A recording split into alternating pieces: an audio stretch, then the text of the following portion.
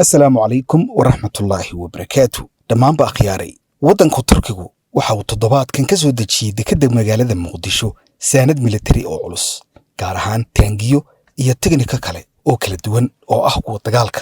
Muuqaalo laga soo qaaday gaadiidka taangiyada xambaara ayaa la arkayay iyaga oo jidadka magaalada Muqdisho maraya, kuwaasi oo xambaarsan noocyada M60 iyo M48. Barnaamijkan waxa aan ku faahfaahin doonaa oo aan xogo dheeraad ah idinkaga siin doonaa wax walba oo aad uga baahan tahay inaad ku ogaato taangiyadan dagaal ee Turkiga keenay Soomaaliya. kusoo dhawaada saaxiibayaal, haddii aanad weli ka mid noqon asxaabta nagu xidhan fadlan subscribe saar, sidoo kalena muuqaalka like saar si uu asxaabadan u gaadho.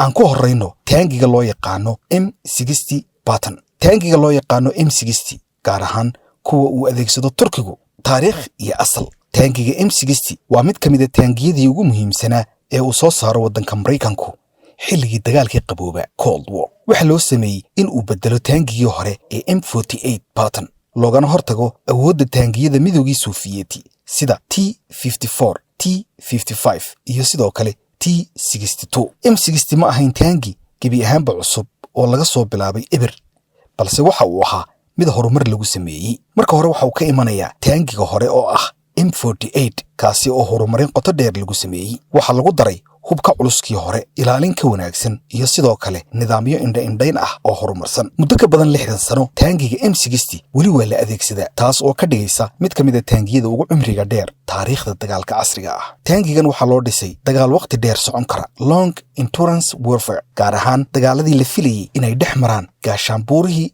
NATO iyo Warsaw. sidoo kale waxaa loo sameeyey taangigan oo uu ku wanaagsan yahay dagaalka dhulka saxaraha ah iyo guud ahaan dhulka bannaan. la dagaalanka taangiyada kale ayaa isaguna ah ujeeddada loo sameeyey, waana tank to tank combat waxa loo yaqaano. su'aal muhiim ahi waxa ay noqonaysaa, goorma ayaa la hindisay? yaa soo saaray taangigan? taangigan waxaa markii ugu horreysay la qorsheeyey in la soo saaro sanadkii 1957. wakhtigaasi oo khubaro Mareykan ahi oo ah kuwa soo saara saanadda iyo qalabka military ay u fadhiisteen qorshaynta taangi cusub. intaas kadib waxaa haddaba soo saaristiisu oo bilaabantay sanadkii 1950, isaga oo warshadaha dalkaasi ay soo saariyeen ilaa iyo 1987. shirkadda soo saartay waxaa lagu magacaabaa Chrysler Defense oo markii dambe noqotay shirkadda loo yaqaano General Dynamics Land System oo Mareykan ah.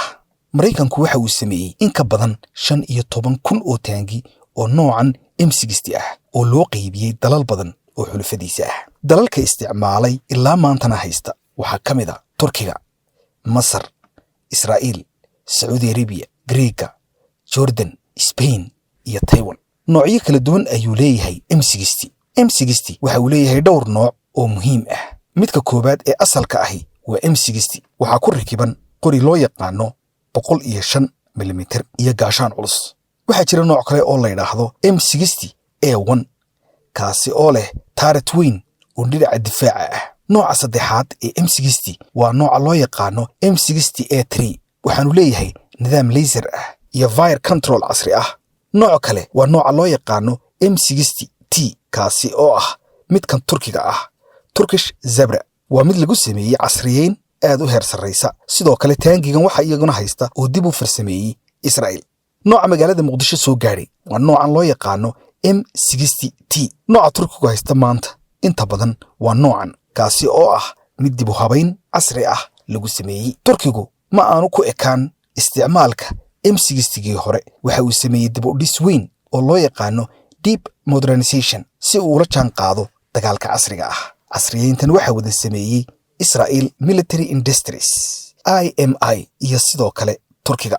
warshadaha difaaca Turkiga ee loo yaqaano Alsens iyo Pakistan ayaa iyaduna qayb ka qaadatay dib u habaynta Israa'iil ay ku samaysay taangigan loo yaqaano M60. waxyaabaha lagu daray waxaa ka mid ah 1. reactive armor oo ah gaashaan qarax ka hortaga. 2. qori cusub oo loo yaqaano 120 mm, waxaanu la mid yahay midka uu ku shaqeeyo taangiga Israa'iil ee Leopard 2. 3. thermal camera ayuu leeyahay, waa dagaalka habeenkii marka la gelayo ayaa loo adeegsadaa kamaradaasi.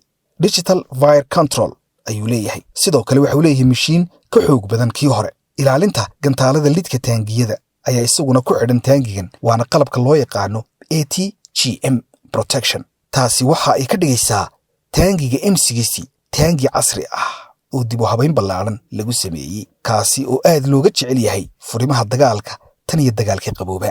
dagaalada loo isticmaalay ama lagu isticmaalay taangiga loo yaqaano M60 ee uu ka qayb galay haddii aynu eegno dagaaladii ugu horreeyey ee uu ka qayb qaatay waxay ahaayeen dagaalkii Vietnam ee uu Mareykanku ka qayb galay ee dhex maray Mareykanka iyo Vietnam, sidoo kale dagaalkii 1973 ee dhex maray Israa'iil iyo Carabta. sidoo kale taangigani waxa uu aad uga dhex muuqday furimihii dagaalka waa dagaalkii cuslaa ee dhex maray Iiraan iyo Ciraaq sanadihii 80-maadkii. sidoo kale taangigani waxa uu cadara ka muujiyey dagaalkii loo yaqaanay gacanka ee sanadkii 1991. sidoo kale dagaalkii Ciraaq ee 2003. sidoo kale Turkigu waxa uu adeegsaday taangiyadan dagaal uu ku qaaday oo muddo ku qaadayay jabhadda loo yaqaano PKK. waa howlgallo uu ku ekeeyey Turkigu jabhaddaasi Kurdiyiinta ah ee PKK. ugu dambayn dagaalka sida weyn loogu xasuustaa waa dagaalkii Syria muddada dheer ka socday. taasi waxa ay muujinaysaa in taangigani yahay mid la tijaabiyey oo dagaal dhab ah ka qayb galay. ma aha mid kaliya inta la farsameeyey ku kooban goobaha bandhiga iyo saldhigyada ciidamada, balse waa mid aad uga dhex muuqday furimaha dagaalka tan iyo dagaalkii Vietnam iyo Mareykanka. su'aal muhiim ah waxay tahay iyana maxaa ka dhigaya taangiga loo yaqaano M60 mid awood badan inkasta oo uu duug yahay marka la barbar dhigo Leopard 2 iyo Abrams oo ah taangiyada ay Mareykanka iyo Israa'iil haystaan. haddana M60 waxa uu leeyahay faa'iidooyin gaar ah. faa'iidada koobaad haddii aynu eegno waa dhinaca adkaysiga. waxa uu leeyahay adkaysi aad u badan iyo sidoo kale cimri dheer. waxaa loogu talagalay cimri dheer, dayactir fudud, shaqo adag oo joogto ah. qodobka labaad ee ka dhigaya mid awood badan taangigani waa qiimaha jaban marka la barbar dhigo taangiyada cusub ee kale ee casriga ah. dalal badan oo dunida ahi waxa ay doortaan M60 sababta oo ah waa taangi la isku halayn karo oo aan qaali ahayn, sidoo kalena waxqabadkiisu wanaagsan yahay. sabab kale oo awooddiisa kor u qaadaysa waa ku habboonaanta dagaalka aan caadiga ahayn asymmetric warfare waxa loo yaqaano. wuxuu aad ugu fiican yahay la dagaalanka maleeshiyaadka, ilaalinta saldhigyada, taageerada ciidanka lugta iyo arrimo kale. casriyeyn ayaa lagu samayn karaa waqti kasta. M60 waa taangi si fudud upgrade loogu samayn karo. taas ayaa sababtay in uu weli shaqeeyo. istiraatiijiyadda Turkiga ee adeegsiga M60. Turkigu maanta waxa uu leeyahay taangiyo kala duwan sida Leopard 2, Altay iyo sidoo kale M60T oo ah taangigan oo la casriyeeyey. Turkigu waxa uu M60 u adeegsadaa dagaalada halista ah, meelaha aan u baahnayn taangiyada qaaliga ah, howlgallada dibadda expeditionary missions. taas waa istiraatiijiyad ciidan oo la yidhaahdo use upgraded legacy. su'aal kale waxa weeyaan iyana Turkigu muxuu u keenay taangiyadan Soomaaliya? ilaa imika si guud looma oga ujeedada ka dambaysa in uu Turkigu tiro dhowr ah oo taangigan ah u soo daawalo Soomaaliya waqti xaaladda Soomaaliya ay murugsan tahay, gaar ahaan dhinacyada siyaasadda iyo sidoo kale la dagaalanka kooxda Al-Shabaab.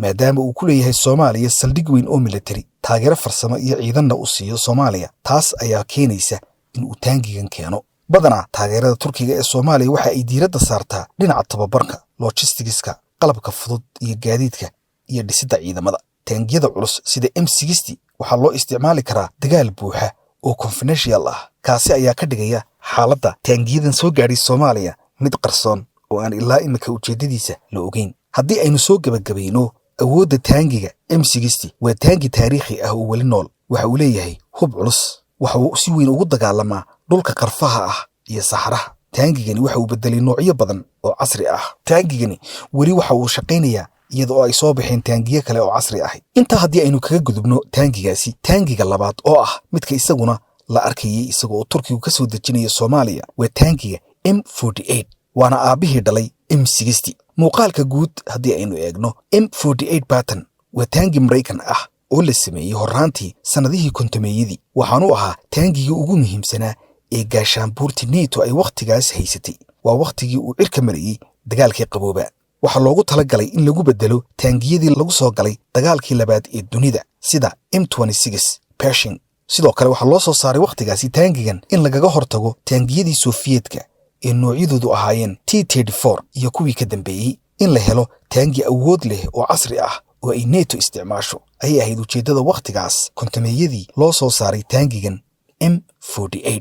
naqshadayntiisu waxay ahayd intii u dhaxaysay 1950 ilaa 52, waxaana si rasmi loo soo saaray taangigaasi M48 intii u dhaxaysay sanadihii 52 ilaa 1959. shirkadda soo saartay waxay ahayd Chrysler Corporation Defense Division oo ah isla shirkaddii soo saartay markii dambe taangiga M60. Maraykanku waqtiyadaasi waxa uu soo saaray in ka badan 1200 oo taangi oo noocyadan ah.